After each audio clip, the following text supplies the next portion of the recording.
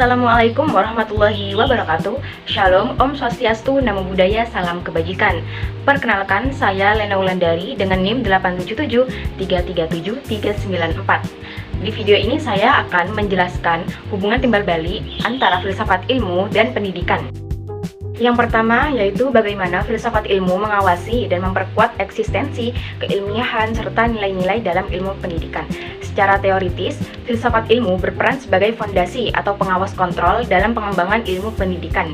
Dari dasar ontologi, filsafat memastikan bahwa ilmu pendidikan tetap berada pada jalurnya, yang dimana filsafat tidak hanya sekedar teknis pengajaran, melainkan sebuah disiplin ilmu yang memiliki dasar yang kuat. Dari segi keilmiahan atau epistemologi, filsafat menguji metode, logika, dan prosedur yang akan digunakan dalam penelitian pendidikan, sehingga metodologinya terbukti valid dan tidak sekedar asumsi belaka.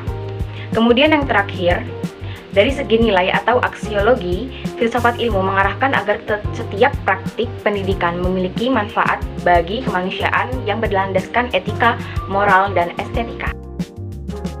Yang kedua yaitu bagaimana pendidikan yang bermakna dan bernilai turut memperkuat perkembangan filsafat ilmu. Pendidikan yang bermakna serta bernilai memperkuat kemajuan filsafat ilmu dengan menjadikan pengetahuan sebagai sarana untuk humanisasi, bukan hanya sebagai barang teknis. Ini menjamin bahwa pengembangan pengetahuan tetap selaras dengan standar moral, etika, dan kebutuhan manusia. Secara keseluruhan, pendidikan yang berarti dan bernilai menciptakan kesadaran filosofis dalam ilmu pengetahuan, yang memastikan bahwa inovasi teknologi sejalan dengan prinsip-prinsip kemanusiaan. Yang ketiga yaitu mengapa filsafat ilmu dapat disebut sebagai pisau analisis dalam membedah persoalan-persoalan pendidikan. Filsafat ilmu disebut sebagai pisau analisis dalam membedah persoalan pendidikan karena menyediakan tiga landasan filosofis yaitu ontologi, epistemologi, dan aksiologi yang mampu mengupas masalah pendidikan secara mendalam, kritis, sistematis, dan menyeluruh. Tanpa ketiga pilar ini, pendidikan beresiko kehilangan arah, terjebak pada hal-hal teknis praktis, dan kehilangan esensi manusia. Maka dari itu, filsafat ilmu disebut sebagai pisau analisis yang tajam. Yang terakhir yaitu ada contoh konkret penerapan filsafat ilmu dalam praktik pendidikan. Yang pertama yaitu penerapan dalam bidang pendidikan. Pemerintah menghapus ujian nasional sebagai syarat kelulusan dan menggantinya dengan asesmen nasional. Selain itu, adanya kebijakan proyek penguatan profil pelajar Pancasila atau P5 yang berfokus pada pembentukan etika, moral, karakter nasionalisme. Yang kedua yaitu ada penerapan dalam kurikulum.